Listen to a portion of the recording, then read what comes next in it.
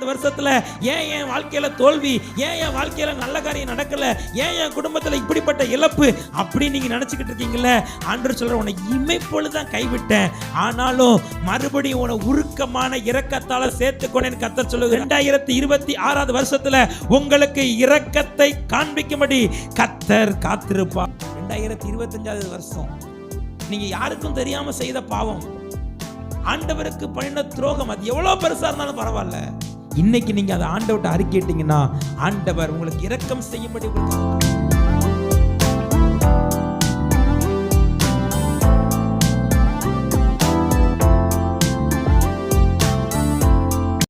ஏசாயா தீர்க்கதரிசன புஸ்தகம் 30ஆம் அதிகாரம் 18வது வசனம். ஏசாயா தீர்க்கதரிசன புஸ்தகம் 30ஆம் அதிகாரம் 18வது வசனம். ஆனாலும் உங்களுக்கு இறங்கும்படி கர்த்தர் காத்திருப்பார், உங்கள் மேல் மனதுருகும்படி எழுந்திருப்பார். கர்த்தர் நீதி செய்கிற தேவன், அவருக்கு காத்திருக்கிற அனைவரும் பாக்கியவான்கள். விசுவாசிக்கிறவங்க சத்தமா அல்லேலூயா சொல்லுங்களேன். பொதுவா ஒரு வருடம் பிறந்த உடனே இந்த உலக மக்கள் எல்லாரும் என்ன பண்ணுவாங்க அப்படின்னா, இந்த 2026 ஆண்டு எனக்கு எப்படி இருக்கும், எனக்கு நல்ல காலம் பிறக்குமா, எனக்கு நல்ல காலம் பிறக்குமா, இந்த வருஷம் எனக்கு ஆசீர்வாதமாக இருக்குமா அப்படின்னு சொல்லி அவர்கள் தங்களுடைய ராசியை, தங்களுடைய நட்சத்திரத்தை பார்த்து அவங்க என்ன செய்வாங்க, கணிப்பாங்க. ஆனால் இந்த உலகத்தில் அத்தனை நட்சத்திரங்களையும் உருவாக்கினவர் நீங்களும் நானும் ஆராதிக்கிற ஆண்டவர். ஆமேன்னு சொன்னாங்கல்ல. அவர் நட்சத்திரத்தெல்லாம் பேர் சொல்லி கூப்பிட்றாரு. நட்சத்திரத்தில் எப்படி கூப்பிடுதாரா? இன்னைக்கு வரைக்கும் வானத்தில் எத்தனை நட்சத்திரம் இருக்குன்னு யாருக்குமே தெரியாது. ஆனால் ஏசப்பா நட்சத்திரத்துக்கே பேர் சொல்லி என்ன செய்வார், கூப்பிடுவார். அப்போ இந்த 2026 வருஷம் நமக்கு எப்படி இருக்கும்? இந்த வருஷம் நமக்கு ஆண்டவர் வாக்கு கொடுக்கிறார். ஆனால் நீங்களும் நானும் ஆண்டவரை ஆராதிக்கிற பிள்ளைகளுக்கு புதிய வருஷத்தை ஆரம்பிக்கும் போது ஏசப்பா ஒரு வாக்குத்தத்தம் கொடுக்கிறார். சிலர் சொல்லுவாங்க, இதெல்லாம் உண்மைதானா, இதெல்லாம் நடக்குமா? பைபிளில் ஆண்டவர் நிறைய பேருக்கு வாக்கு கொடுத்திருக்கிறார். ஆபிரகாமை தன்னுடைய வீட்டை விட்டு நீ புறப்பட்டு போன்னு சொல்லும்போது ஆபிரகாமுக்கு கர்த்தர் என்ன செஞ்சாரு, வாக்கு கொடுத்தார். அந்த வாக்குத்தத்தை நிறைவேற்றினார். ஈசாக்குக்கு வாக்கு கொடுத்தார், அந்த வாக்கை நிறைவேற்றினார். யாக்கோபுக்கு வாக்கு கொடுத்தார், அந்த வாக்கை நிறைவேற்றினார். அப்ப நம்ம இந்த 2026 வருஷத்தை துவக்கும் போது கர்த்தர் நமக்கும் வாக்குத்தத்தத்தை கொடுக்கிறார். அந்த வாக்குத்தத்தத்தை ஆண்டவர் நம்முடைய வாழ்க்கையில் நிறைவேற்றுவார். விசுவாசிக்கிறவங்க நல்லா கையை தட்டி ஆண்டவரை மகிமைப்படுத்துங்க. இந்த வருஷம் கர்த்தர் நமக்கு கொடுக்கிற வாக்குத்தத்தத்தை நிறைவேற்றுவார். அவர் என்ன வாக்குத்தத்தம் கொடுக்கிறார்? உங்களுக்கு இறங்கும்படி கர்த்தர் காத்திருப்பார், உங்கள் மேல் மனதுருகும்படி எழுந்திருப்பார். கர்த்தர் நீதி செய்கிற தேவன், அவருக்கு காத்திருக்கிற அனைவரும் பாக்கியவான்கள். இந்த 2026 வருஷம் ஏசப்பா உங்களை பார்த்து சொல்றாரு, உங்களுக்கு இறங்கும்படி கர்த்தர் காத்திருப்பார், உங்கள் மேல் மனதுருகும்படி அவர் எழுந்திருப்பார்.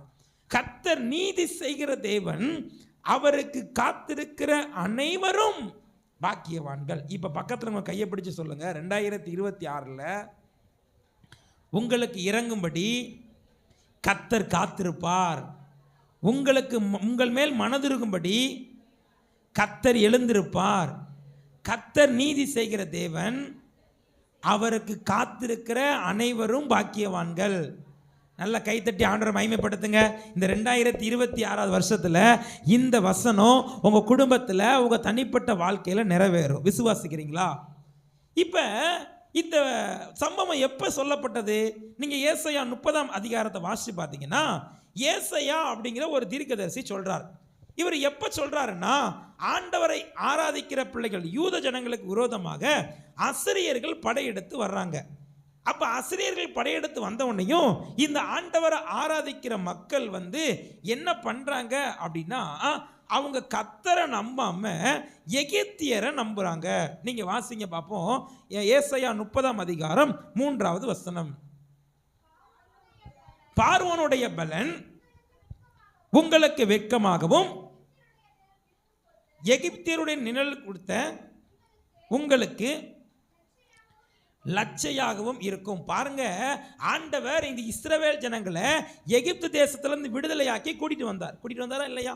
இன்னைக்கு ஒரு பிரச்சனை வந்த உடனே இவங்க யாரை நம்புறாங்க அப்படின்னா எகிப்தியரை நம்புறாங்க. யாரை நம்புறாங்க? இப்ப ஏசப்பா உங்களை பார்த்து சொல்றாரு, அவங்க நம்பினதுனால என்ன நடந்துச்சுன்னா, அவங்க எகிப்தியருடைய பலன் வெட்கமாகவும் அவருடைய நிழல் அவங்களுக்கு எப்படி இருந்துச்சு? லட்சையாகவும் இருந்துச்சு. அவங்க நம்பின பலன் அவங்களுக்கு கை கொடுக்கல. இந்த 2026 வருஷத்துல இந்த ஆராதனைக்கு வந்திருக்கிற உங்களை பார்த்து சொல்றாரு, நீங்க ஏதோ ஒரு காரியத்துல தோற்று போய் கடந்த வருஷத்துல இழப்புகளையும் ஏமாற்றத்தையும் சந்திச்சு இந்த இடத்துல உட்கார்ந்துருக்கீங்க. ஆண்டவர் சொல்றாரு, ஏன் உங்க வாழ்க்கையில இழப்பு வந்ததுன்னா, ஏன் உங்க வாழ்க்கையில ஏமாற்றம் வந்ததுன்னா, நீங்க உலக மக்களை நம்பி இருக்கிறீங்க. நீங்க பழைய பாவ வாழ்க்கையை விட்டு வந்த பழைய பாவ வாழ்க்கையில வாழ்ந்ததுனால தான் உங்க வாழ்க்கையில இழப்பு வந்துச்சுன்னு ஆண்டவர் சொல்றாரு. உண்மையா இல்லையா? கொஞ்சம் யோசிச்சு பாருங்க. உங்க வாழ்க்கையில இழப்பு வந்ததுக்கு என்ன காரணம்? உங்க வாழ்க்கையில ஏமாற்றம் வந்ததுக்கு என்ன காரணம்? நீங்க இன்னைக்கு ஒரு பிரச்சனை வந்தவனையும் ஒரு போராட்டம் வந்தவனையும் கடந்த வருஷத்துல ஆண்டவரை தேடாம நீங்க யாரை தேடி இருக்கீங்கன்னா உலக மனுஷங்களை தேடி இருக்கீங்க. உலக மனுஷன் மேல நம்பிக்கை வச்சிருக்கிறீங்க. சர்ச்சைக்கும் வந்துட்டு ஆண்டவருக்கு பிரியமில்லாத சில காரியம் யாருக்கும் தெரியாம உங்க வாழ்க்கையில இருந்ததுனால தான் நீங்க ஏமாற்றத்தை இழப்ப சந்திச்சு இந்த இடத்துல உட்கார்ந்துருக்கீங்க. பரிசுத்த ஆவியானவர் உங்களை பார்த்து சொல்றாரு, உனக்கு இறங்கும்படி நான் காத்திருக்கேன்னு சொல்றாரு. சத்தமா இல்லையா சொல்லுங்களேன்.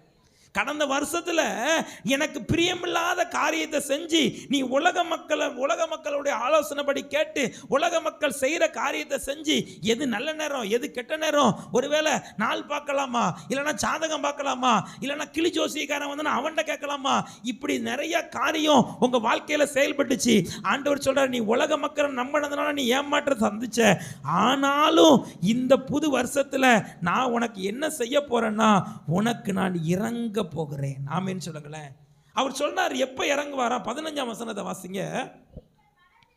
நீங்கள் மனம் திரும்பி அமர்ந்திருந்தால், ஆண்டவர் சொல்றாரு, நீ போன வருஷம்தான் நீ நிறைய காரியத்தை முடிவெடுக்கும் போது நிறைய காரியத்தை தீர்மானம் பண்ணும் போது உலக மக்களை நம்பிட்ட, உலக மனுஷங்க பின்னாடி போயிட்ட, உலக மனுஷங்க சொல்ற ஆலோசனையை கேட்ட. நீ மனம் திரும்பி செவி கொடுத்தால் நீங்க என்ன செய்வீங்க? எல்லாரும் வாசிங்க. என்ன போட்டிருக்கு? ரட்சிக்கப்படுவீர்கள். அப்ப நீங்க ஆண்டவர்ட்ட என்ன கேட்க போறீங்க? ஆண்டவரே, போன வருஷம் என் வாழ்க்கையில வந்த ஏமாற்றத்திற்கு, போன வருஷம் என் வாழ்க்கையில வந்த இழப்புக்கு, போன வருஷம் நான் சந்திச்ச பிரச்சனைக்கு நான் எந்த இடத்துல தப்பு பண்ணிருக்கணும் அதை இப்ப எனக்கு உணர்த்துங்க, நான் மனம் திரும்புறேன் நீங்க ஒப்பு கொடுக்கணும். ஆமென் சொல்லுங்களேன். எல்லாம் ஒரு நிமிஷம் வலது கரத்தை உயர்த்தி கண்ணை மூடி, ஆண்டவரே, இந்த இஸ்ரவேல் ஜனங்கள் மாறி நான் எகிப்தியரை நம்பினதுனே மனுஷனை நம்பிட்டேன். மனுஷனை நம்பி உங்களுக்கு பிரியமில்லாத நிறைய காரியத்தை என் குடும்பத்தில் என் வாழ்க்கையில செஞ்சிட்டேன். அதனால நான் இழப்போடு வேதனையோடு இந்த புது வருஷத்துல உட்கார்ந்துருக்கேன். தயவு செஞ்சு என்ன மன்னிச்சிருங்கப்பா, தயவு செஞ்சு என்ன மன்னிச்சிருங்கப்பா. நான் மனம் திரும்பி இனி என்னுடைய நம்பிக்கை பூரா நீங்க தான், இனி என்னுடைய நம்பிக்கை பூரா நீங்க தான், உங்களை தான் நம்பி வந்திருக்கிறேன், எனக்கு இரக்கம் செய்யுங்கப்பா. நல்ல கையை தட்டி ஆண்டவரை மகிமைப்படுத்துங்க. உங்களுக்கு இறங்கும்படி கர்த்தர் காத்திருக்கிறார். அல்லேலூயா சொல்லுங்களேன். இந்த இஸ்ரவேல் ஜனங்கள் மனுஷனை நம்பினதுனால அவங்களுக்கு என்ன நடந்துச்சு தெரியுமா? அதே 30ஆம் அதிகாரம் 17ஆம் வசனத்தை வாசிங்க. 30:17. நீங்கள் ஒரு கம்பத்தை போலவும் மேட்டின் மேல்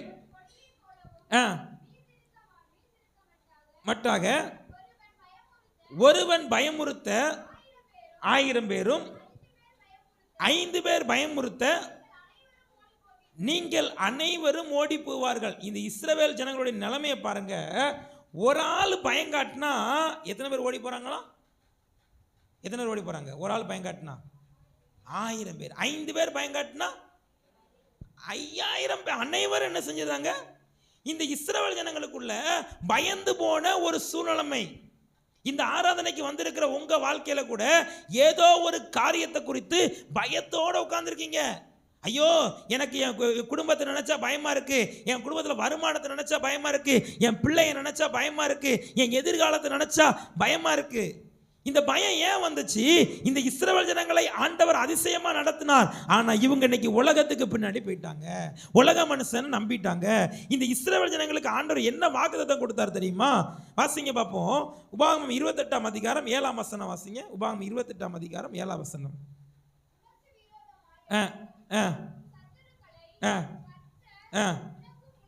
உனக்கு முன்பாக முறியடிக்கும்படிக்கு ஒப்பு கொடுப்பார். ஒரு வழியா உனக்கு எதிராய் புறப்பட்டு வருவார்கள், 7 வழியாய் உனக்கு முன்பாக ஓடி போவார். பாருங்க, இஸ்ரவேல் ஜனங்களுக்கு முன்பாக ஒரு வழியா சத்துரு வந்தா 7 வழியா ஓடி போனான். எப்ப? கர்த்தர் கூட இருக்கும்போது. இப்ப ஒரே ஒரு சத்துரு துரத்துனா 5 பேர் ஓடி போயிடுறாங்க. உங்க வாழ்க்கையில பல வருஷத்துக்கு முன்னாடி ஒரு சின்ன காரியம் கூட உங்களை பயமுறுத்தல, மிகப்பெரிய காரியத்தை கொண்டு கூட நீங்க அஞ்சல. இன்னைக்கு சின்ன காரியம் வந்தோன்னையும் உங்களுக்கு பயமா இருக்கு. ஐயோ என்ன பண்ணுவேன்னு தெரியல, ஏது பண்ணுவேன்னு தெரியல, ஆண்டவர் பேசலையே, நான் ஆண்டவருக்கு பிரியமில்லாத காரியத்தை செஞ்சுட்டேன்னு சொல்லி கலக்கத்தோட சோதனையோட 2026 எனக்கு நன்மை பிறக்குமா, 2025 வருஷம் பூரா நான் தோத்து போயிட்டேன், 2025 வருஷம் பூரா எனக்கு இழப்பு, ஏமாற்றம், அப்படிப்பட்ட நிலைமையில வந்திருக்கலாம். உங்களை பார்த்து இந்த புது வருஷத்துல ஆண்டவர் சொல்றாரு, உனக்கு நான் இறங்கும்படி நான் காத்திருப்பேன். சத்தமா ரயிலியா சொல்லுங்களேன். பக்கத்துல ஒரு கையை பிடிச்சு சொல்லுங்க, ஆண்டவர் உங்களுக்கு இறங்கும்படி காத்திருப்பார், உங்களுக்கு இறங்கும்படி காத்திருப்பார். நம்ம ஆண்டவர் எப்படிப்பட்ட ஆண்டவர் தெரியுமா? அவர் இரக்கம் உள்ளவர். அவர் எப்படிப்பட்டவர்? இந்த இஸ்ரவேல் ஜனங்கள் எவ்வளவுதான் பாவம் செஞ்சாலும் அந்த பாவத்துக்கு அவங்களுக்கு தண்டனை கொடுத்தார். ஆனா ஒரு நாள் கூட அவங்கள வெறுக்கவே இல்லை. ஒரு நாள் கூட அவங்கள, கடந்த வருஷம் நீங்க ஆண்டவருக்கு பிரியம் இல்லாம செஞ்ச சில காரியத்துல தண்டனை நிமித்தம் நீங்க இன்னைக்கு ஒரு இழப்போடு வேதனையோட இந்த இடத்துல உட்கார்ந்துருக்கீங்க. உங்களை பார்த்து ஆண்டவர் சொல்றாரு, நான் உனக்கு தண்டனை கொடுத்தது உண்மைதான், ஆனா நான் உன்னை வெறுக்கலப்பா, நான் உன்னை வெறுக்கல. நிச்சயமா இந்த வருஷம் உனக்கு நான் இறங்குவேன், உனக்கு நான் இறங்கும்படி உனக்கு நான் காத்திருப்பேன். ஒரு வசனத்தை வாசிங்க பார்ப்போம். ஏசாயா 54ஆம் அதிகாரம் 7வது வசனம். இமைப்பொழுது உன்னை கைவிட்டேன், ஆனாலும் உருக்கமான இரக்கங்களால் உன்னை சேர்த்து கொண்டேன். 2025 வருஷத்துல ஏன் என் வாழ்க்கையில தோல்வி, ஏன் என் வாழ்க்கையில நல்ல காரியம் நடக்கல, ஏன் என் குடும்பத்தில் இப்படிப்பட்ட இழப்பு அப்படி நீங்க நினைச்சுக்கிட்டு இருக்கீங்களே, ஆண்டவர் சொல்ற, உன்னை இமைப்பொழுதுதான் கைவிட்டேன், ஆனாலும் மறுபடியும் உன்னை உருக்கமான இரக்கத்தால சேர்த்து கொண்டேன் கர்த்தர் சொல்லுகிறார். விசுவாசிக்கிறவங்க நல்ல கையை தட்டி ஆண்டவரை மகிமைப்படுத்துங்க. இந்த 2026 வருஷத்துல உங்களுக்கு இரக்கத்தை காண்பிக்கும்படி கர்த்தர் காத்திருப்பார். சத்தமா சொல்லுமா? இரக்கம் உள்ளவரே, மனதுருக்கம் உடையவரே, இரக்கம் உள்ளவரே, மனதுருக்கம் உடையவரே, நீடிய சாந்தம் பொறுமை அன்பு நிறைந்து வாழ்பவரே, நீடிய சாந்தம் பொறுமை அன்பு நிறைந்து வாழ்பவரே, என் இயேசு ராஜா சோத்திரம், என் இயேசு ராஜா சோத்திரம், சோத்திரமே சோத்திரமே உயிருள்ள நாளெல்லாமே, ஐயா சோத்திரமே சோத்திரமே உயிருள்ள நாளெல்லாமே. உங்களுக்கு இறங்கும்படி அவர் காத்திருப்பார். சத்தமர இல்லையா சொல்லுங்களேன்.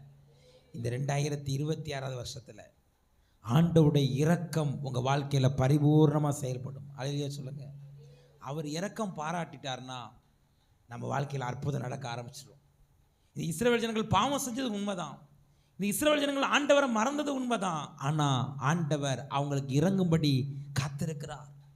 இன்னைக்கு நீங்க மனம் திரும்பினீங்கன்னா உங்களுக்கு இரக்கத்தை காண்பிக்க அவர் ஆவலோடு இருக்கிறார். என் பிள்ளைக்கு நான் இரக்கம் காண்பிக்கணுமே, என் பிள்ளைக்கு தண்டனை கொடுத்தா என் பிள்ளை தாங்காதே, என் பிள்ளைக்கு தண்டனை கொடுத்தா இதன் மூலியமா புறஜாதியோட நாமம் தூசிக்கப்படுமே, என் பிள்ளைக்கு நான் எப்போ இரக்கம் காண்பிப்பேன்னு சொல்லி ஆண்டவர் இரக்கத்துக்கு வாஞ்சியா இருக்கிறார். நமக்கு எப்போ இரக்கம் கிடைக்கும்? வாசிங்க பார்ப்போம். நீதிமொழிகள் 28ஆம் அதிகாரம் 13வது வசனம். நீதிமொழிகள் 28ஆம் அதிகாரம் 13வது வசனம். நமக்கு எப்பொழுது தேவனிடத்திலிருந்து இரக்கம் கிடைக்கும்? தன் பாவங்களை மறைக்கிறவன் வாழ்வடைய மாட்டான். அவைகளை அறிக்கை செய்து விட்டு விடுகிறவனோ இரக்கம் பெறுவான். இது 2026 வருஷத்துல ஆண்டவருடைய பரிபூர்ண இரக்கம் உங்க வாழ்க்கையில செயல்படணும்னா பாவத்தை மறைக்க கூடாது, அறிக்கையிடணும். ஆமேன்னு சொல்லுங்களேன். பாவத்தை நம்ம அறிக்கையிட்டா ஆண்டவருடைய இரக்கம் நம்ம மேல வரும். அழிலியே சொல்லுங்க. இன்னைக்கு நிறைய பேர் பாவத்தை அறிக்கையிடுறதே இல்லை. பாருங்க, சர்ச்சில் கூட நம்ம ஞாயிற்றுக்கிழமை பாவ அறிக்கை ஜெபம் பண்ணும்போது நான் கவனிச்சிருக்கிறேன், எல்லாருடைய வாயிலிருந்தும் அது வராது, ஒரு சிலருடைய வாயிலிருந்து தான் வரும். உண்மையாக அந்த பாவ அறிக்கை ஜெபத்தை நம்ம இருதயத்திலிருந்து பண்ணணும். ஒரு சிலர் மட்டும்தான் சொல்லுவாங்க, தப்பி போன ஆடுகளை போன, மற்றவங்களாம் சும்மா அப்படியே அமைதியாக. சர்ச்சில் மட்டும் இல்லை, உங்கள் தனி ஜெபத்தில் நீங்கள் எப்போ முழங்கால் படிட்டாலும் தேவ சமூகத்தில், ஆண்டவரே என்னுடைய பாவத்தை மன்னியும், எனக்கு இரக்கத்தை காண்பியும் சொல்லி நீங்கள் பாவத்தை அறிக்கையிட்டால், ஒருவேளை 2025 வருஷம் நீங்கள் யாருக்கும் தெரியாமல் செய்த பாவம், ஆண்டவருக்கு பண்ணின துரோகம், அது எவ்வளோ பெருசாக இருந்தாலும் பரவாயில்ல, இன்னைக்கு நீங்கள் அதை ஆண்டவர்கிட்ட அறிக்கையிட்டீங்கன்னா ஆண்டவர் உங்களுக்கு இரக்கம் செய்யும்படி உங்களுக்காக காத்திருக்க போகிறார். சத்தமாக இல்லையா சொல்லுங்களேன். ரெண்டாவது, உங்கள் வாழ்க்கையில் எப்போ இரக்கம் கிடைக்கும் தெரியுமா? வாசிங்க யாத்திராகமத்தின் புஸ்தகம் 20ஆம் அதிகாரம் 6ஆம் வசனம். யாத்திராகமம் 20:6.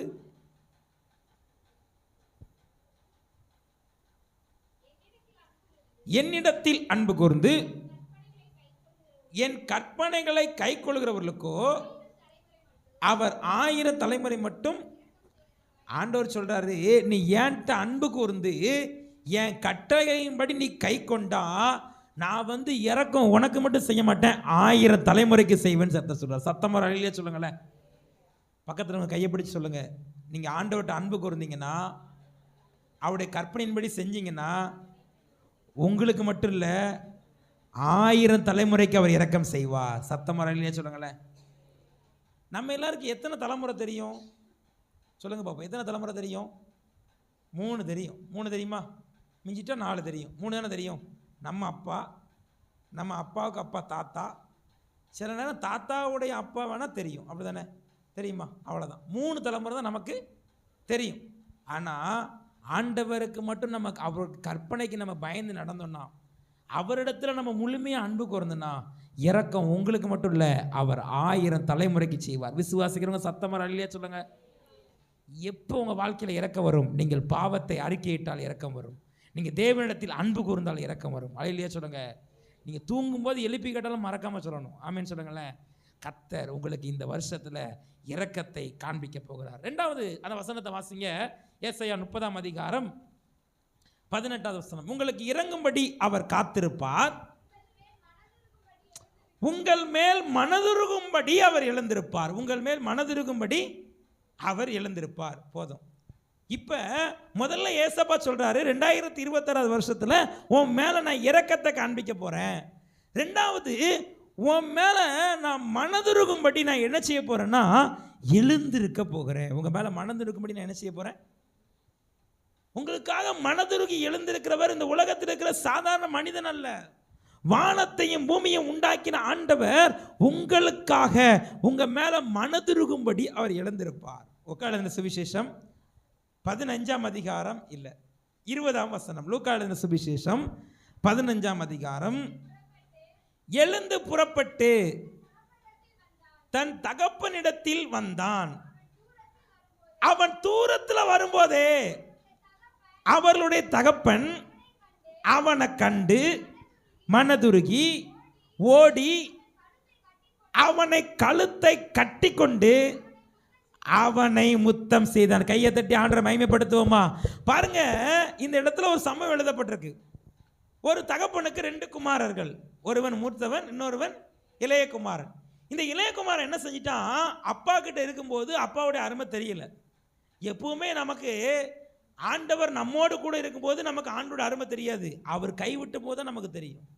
அவருடைய சமூகத்தை விட்டு விலகின பிறகு தான் நமக்கு அது என்ன செய்யும் தெரியும். இந்த இளையகுமாரன் என்ன செஞ்சிட்டான்? அப்பாவை விட்டு தூரமா போயிட்டான். அவன் போய் பாவத்தில் தான் இஷ்டப்படி வாழ்றான். கடைசியில் என்ன நடந்துச்சு தெரியுமா? தகப்பனை விட்டு தூரம் போனதுனால அவன் எல்லாவற்றையும் இழந்தான், எல்லாத்தையும் இழந்துட்டான். இந்த 2025 வருஷத்துல உங்களுக்கே தெரியாம நீங்க தேவனுக்கும் உங்களுக்கும் இருக்கிற அந்த உறவு கொஞ்சம் கொஞ்சமா குறைஞ்சுக்கிட்டே வந்திருக்கு. உங்க ஜெபம் பண்ணது குறைஞ்சிருக்கு, வேத வாசித்தது குறைஞ்சது, தேவனை தேடினது குறைஞ்சது. அதனால உங்க வாழ்க்கையில குறைவோடு இந்த இடத்துல உட்கார்ந்துருக்கீங்க. ஏசப்பா சொல்றாரு, நீ மறுபடியும் என்னை தேடி வந்தினா நான் உனக்காக மனதுருகும்படி எழுந்திருப்பேன். கர்த்தர் சொல்ல. விசுவாசிக்கிறவங்க நல்ல கையை தட்டி ஆண்டவரை மகிமைப்படுத்துங்க. அவர் மனதுருகும்படி உங்களுக்காக அவர் எழுந்திருப்பார். இளையகுமாரன் திரும்ப வந்த உடனே என்னெல்லாம் ஆசீர்வாதம் அப்பா கொடுத்தாரு தெரியுமா? வாசிங்க பார்ப்போம். அப்பொழுது அவர் ஊழியக்காரரை நோக்கி, நீங்கள் எதை கொண்டு வரணுமா? உயர்ந்த வஸ்திரத்தை கொண்டு வந்து அவனுக்கு உடுத்தி அவன் கைக்கு மோதிரத்தையும் கால்களுக்கு பாதரட்சைகளையும் பண்ணி வைத்தார். பாருங்க, ஏசப்பா எதிர்பார்த்துட்டே இருக்கிறாரு. ஐயோ, என்னை விட்டு தூரமா போயிட்டியே, என்னை விட்டு போன என் பிள்ளை எப்ப திரும்ப வருவான்னு சொல்லி அவர் எதிர்பார்த்துட்டு இருக்காரு. நீங்க இன்னைக்கு, ஏசப்பா நான் கடந்த வருஷம் நிறைய பாவம் பண்ணிட்டேன், உங்களுக்கு பிடிக்க முடியாத காரியம் நிறைய செஞ்சுட்டேன், என்னை மன்னிச்சிருங்க, நான் இன்னைக்கு உங்க பாதபடிக்கு வரேன், நீங்க திரும்ப வந்துட்டீங்கன்னா உங்களுக்கு விலை உயர்ந்த வஸ்திரத்தை தருவாராம், மோதிரத்தை தருவாராம், பாதரட்சையை தருவாராம்.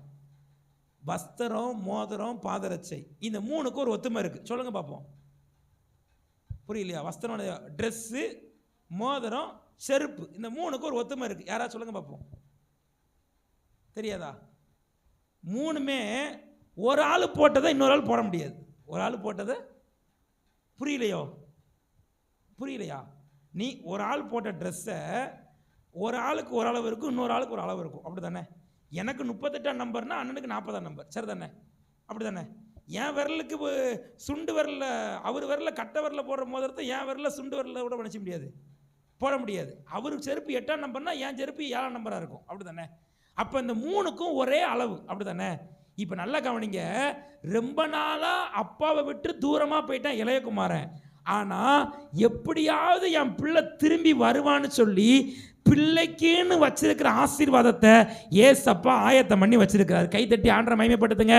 ஆண்டவர் உங்களை பார்த்து சொல்றாரு, 2025 நீ என்னை விட்டு தூரம் போனது உண்மைதான், நீ திரும்ப வந்தீன்னா உனக்குன்னு ஆயத்தம் பண்ணி வச்சிருக்கிற சில ஆசீர்வாதத்தை, சில நன்மையை நான் உனக்கு தருவேன்னு வாக்கு கொடுக்கிறார். நல்ல கையை தட்டி ஆண்டரை மகிமைப்படுத்துங்க.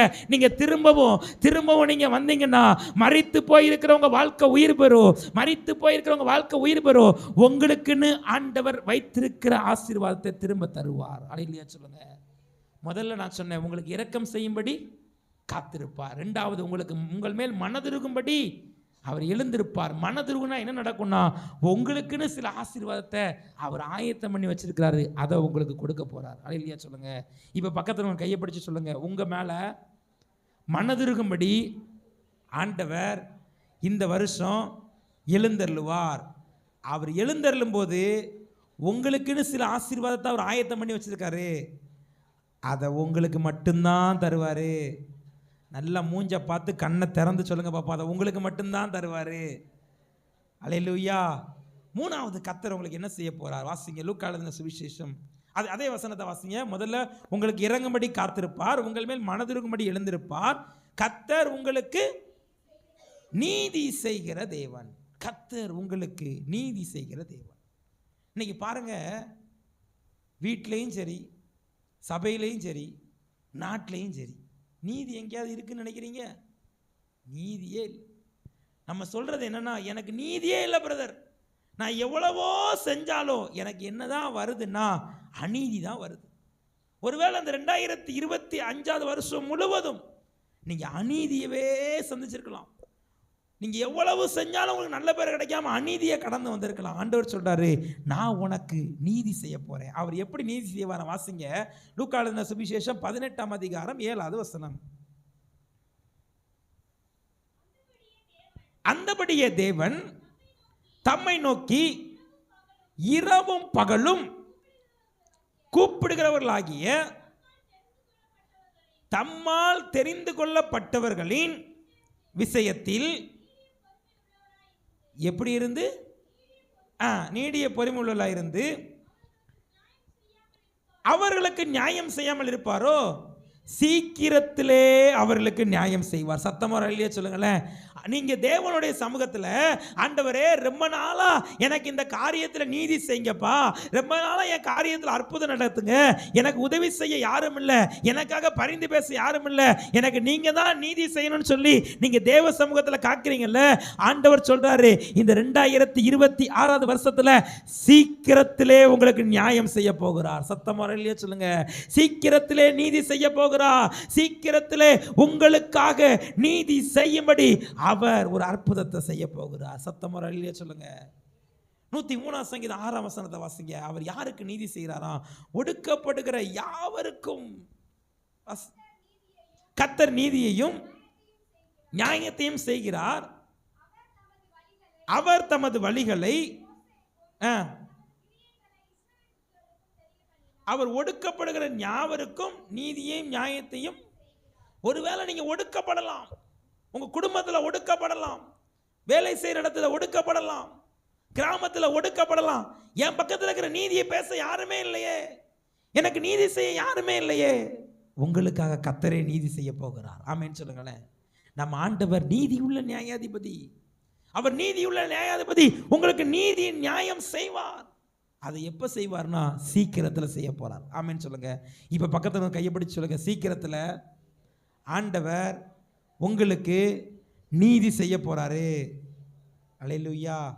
3 காரியம் சொன்ன சொல்லுங்க பாபு. முதல்ல, உங்களுக்கு இறங்கும்படி கர்த்தர் காத்திருப்பார். 2வது, உங்கள் மேல் மனதுருகும்படி கர்த்தர் எழுந்திருப்பார். 3வது, கர்த்தர் உங்களுக்கு நீதி செய்வார். உங்களுக்கு இரக்கம் செய்யணும்னா நீங்க பாவத்தை என்ன செய்யணும்? அறிக்கையிட்டு ஜெபம் பண்ணணும். நீங்க தேவனிடத்துல அன்பு கூறணும். 2வது, மனதுருகும்படி அவர் எழுந்திருப்பார். உங்க மேல ஏசப்பா மனதுருகணும்னா நீங்க எல்லாத்தையும் விட்டுட்டு, ஆண்டவரே நான் பாவி, என்னை மன்னிச்சிருங்கன்னு சொல்லி திரும்ப இயேசுவை தேடி நீங்க என்ன செய்யணும்? வரணும். வந்தா மனதுருகி எழுந்திருப்பார். 3வது, உங்களுக்கு அவர் நீதி செய்வார். எப்ப நீதி செய்வார்னா அந்த வசனத்துல போட்டிருக்கு, அந்தபடி தம்மை நோக்கி இரவும் பகலும் கூப்பிடணும். எப்ப கூப்பிடணுமா? எப்ப கூப்பிடணும்? இரவும் பகலும். தேவைக்கு மட்டும் இல்லை, ஏதாவது ஒரு தேவை வந்தா, ஏதாவது ஒரு பிரச்சனை வந்தா பைபிளை தூக்கிட்டு சர்ச்சைக்கு வந்து இயேசுவே அற்புதம் செய்யுங்க. உங்களுக்கு ஒன்று தெரியுமா? நம்ம டெய்லி பேசுகிறவங்க கிட்ட நம்ம ஃபோன் பண்ணோன்னா அந்த ஃபோன் உடனே லைன் கிடச்சிரும். தெரியுமா? உடனே லைன் என்ன செஞ்சிடும்? அவங்களும் உடனே ஃபோன் என்ன செஞ்சிடுவாங்க? எடுத்துருவாங்க. ஆனால் பேசவே செய்யாமல் திடீர்னு ஒரு பிரச்சனைக்கு மட்டும் நம்ம ஃபோன் பண்ணோன்னா கட்டாயம் ஃபோனே லைன் என்ன செய்யாது? எடுக்காது. எடுக்குமா? டெய்லி ஒருத்தர் நம்ம பேசணுன்னா, டெய்லி 10 மணிக்கு பேசுவோன்னா 10 மணிக்கு கட்டாயம் ஃபோன் என்ன செய்யும்? வரும். அப்படி ஃபோன் வரலன்னா சம்திங் ராங்னு அர்த்தம். அப்படி தானே? ஆண்டவர் பார்க்குறாரு, எப்படிலாம் அதிகாலையில் என்கிட்ட பேசுவாளாம், திரவும் பகலாங்க பாருங்க எப்படி கொடுப்பா, இரவும் பகலும். அந்த வசனம் திரும்ப வாசிங்க. லூக்கா 18:7 வாசிங்க. அந்தபடி தேவன் தம்மை நோக்கி எப்போ கூப்பிடணுமா? பக்கத்தில் கையை பிடிச்சு சொல்லுங்க, ஆண்டவரை தேவைக்கு மட்டும் கூப்பிடாதீங்க, இரவும் பகலும் கூப்பிடுங்க. அப்படி கூப்பிட்டா உங்களுக்கு நீதி செய்வார். சத்தமா இல்லையா சொல்லுங்களேன். கடைசியாக அவர் உங்களுக்கு என்ன வாக்குத்தத்தம் கொடுக்கிறார்? அவருக்கு காத்திருக்கிற அனைவரும் பாக்கியவான்கள். வாசிங்க ஏசாயா 40:31 வசனம். ஏசாயா 41:31 வசனம்.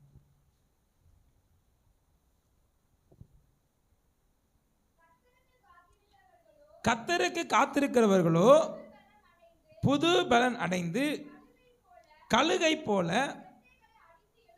செட்டைகளை அடித்து எழும்புவார்கள். அவர்கள் ஓடினாலும் இளைப்படையார்கள். இங்க வசனம் சொல்லுகிறது, கர்த்தருக்கு காத்திருக்கிறவர்களோ புது பலன் அடைவார்களாம். எப்படி பலன் அடைவார்களாம்? புது பலன். நீங்க தேவ சமூகத்தில் காத்திருந்தா, நீங்க தேவ சமூகத்தில் காத்திருக்கும் போது உங்களுக்கு ஒரு புதிய பலன் வரும். அப்படின்னு என்ன அர்த்தம்? எந்தெந்த காரியத்தை குறிச்செல்லாம் பயந்துகிட்டு இருக்கீங்களோ, எந்தெந்த காரியத்திலலாம் அற்புதம் நடக்குமா நடக்காதான்னு தெரியலையே, 2026 எப்படி இருக்குன்னு தெரியலையேன்னு சொல்லி நீங்கள் கலங்கிக்கிட்டு இருக்கீங்களோ, அதெல்லாம் ஆண்டவர்கிட்ட சொல்லிட்டு அவர் சமூகத்தில் காத்திருந்தா உங்களுக்குள்ள ஒரு புது நம்பிக்கை உருவாகும். ஆமேன்னு சொல்லுங்க. புதிய நம்பிக்கை உருவாகும். புதிய பலன் உங்களுக்கு உருவாகும். நீங்க தேவ சமூகத்துல இந்த 2026ல அடிக்கடி காத்துருங்க. அதிக நேரம் காத்துருங்க. அதிக நேரம் நீங்க காத்திருந்தீங்கன்னா புது பலன் உருவாகும். இந்த கழுகு இருக்குல்ல, கழுகு, இந்த கழுகு வயசாயிருச்சு அப்படின்னா இந்த கழுகு என்ன செய்யுமா, மலைக்கு மேலே போய் உட்கார்ந்துருக்குமா. மலைக்கு மேலே அது உட்கார்ந்துருக்கும் போது, அது குறிப்பிட்ட சில நாட்கள் உட்கார்ந்துருக்கும் போது அந்த கழுகு மேலே இருக்கிற அந்த இறகு, அந்த அந்த அந்த அழகு எல்லாமே ஆட்டோமேட்டிக்காக கீழே விழுந்துருமா, நகமெல்லாம். ஆனால் கொஞ்ச நாள் அது அப்படியே காத்திருந்து காத்திருந்து காத்திருந்து திரும்ப புது இறகு முளைச்ச உன்னையும் அது திரும்பவும் பறந்து திரும்பவும் தன்னுடைய வாழ்க்கை பிரயாணத்தை தொடருமா. சத்தமாக இல்லையா சொல்லுங்களேன். இந்த 2026 வருஷத்தில் தேவ சமூகத்தில் பல மணி நேரம் ஜெபத்தில் காத்துருங்க. தேவ சமூகத்தில் முழங்கால் படிக்கிட்டு நேரம் கிடைக்கும் போதெல்லாம் வேதத்தை திறந்து திறந்து எசப்பா என்கிட்ட பேசுங்க பேசுங்கன்னு காத்திருந்தீங்கன்னா புதிய நம்பிக்கை உருவாகும், புதிய பலன் உருவாகும். ஆவிக்குரிய ஆசீர்வாதத்தை கர்த்தர் இந்த 2026ல் உங்களுக்கு தரப்போறார். சத்தமா இல்லையா சொல்லுங்களேன். ரெண்டாவது, நம்ம தேவ சமூகத்தில் எப்படி காத்திருக்கணும் தெரியுமா? பொறுமையோடு காத்திருக்கணும். எப்படி காத்திருக்கணும்? பொறுமையோடு. ஆண்டவர் வாக்குத்தத்தம் கொடுத்தாருன்னா நிச்சயமா செய்வார். பொறுமையோடு, பொறுமையோடு காத்திருக்கணும். பாருங்க, காத்திருந்த ஒரு மனிதனுக்கு இயேசு அற்புதம் செஞ்சார். அதை வாசித்து நம்ம ஜெபிக்க போறோம். திருப்பிக்கோங்க, யோவான் எழுதின சுவிசேஷம் 5ஆம் அதிகாரம் 5ஆம் வசனம் வாசிங்க. 38 வருஷம் வியாதி கொண்டிருந்த ஒரு மனுஷன் அங்கே இருந்தான். படுத்திருந்த அவனை இயேசு கண்டு, அவன் வெகு காலமாய் வியாதியஸ்தன் என்று அறிந்து அவனை நோக்கி, சொஸ்தமாக விரும்புகிறாயா என்று கேட்டார். அதற்கு அவன், ஆண்டவரே, என்னை குளத்தில் கொண்டு போய் விடுறதற்கு ஒருவரும் இல்லை, நான் போகிறதற்குள்ளே. பாருங்க, எருசலேமில் பெதஸ்தான்னு ஒரு குளம் இருந்துச்சு. அந்த குளத்துல தேவதூதன் எப்பமாவது இறங்கி அந்த குளத்தை கலக்குவாராம். தேவதூதன் அந்த குளத்தை கலக்கும் போது எப்பேற்பட்ட வியாதியஸ்தனாக இருந்தாலும் யார் முதல்ல இறங்குறாங்களோ அவங்களுக்கு சுகம் உண்டாயிரும்.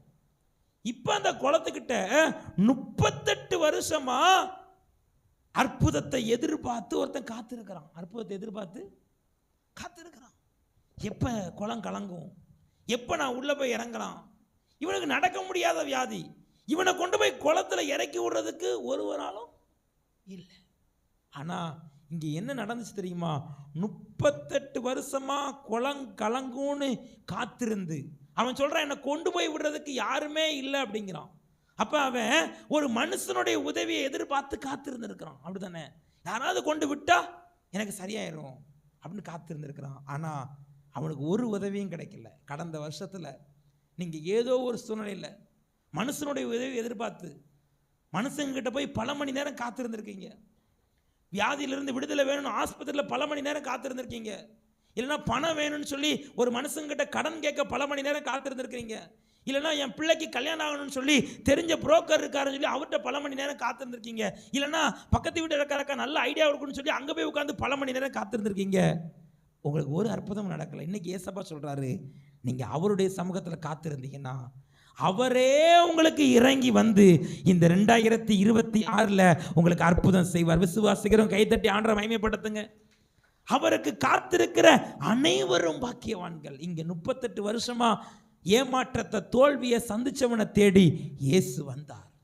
இந்த 2026 வருஷத்தில் உங்களை தேடி இயேசு இன்றைக்கு வந்திருக்கிறார்.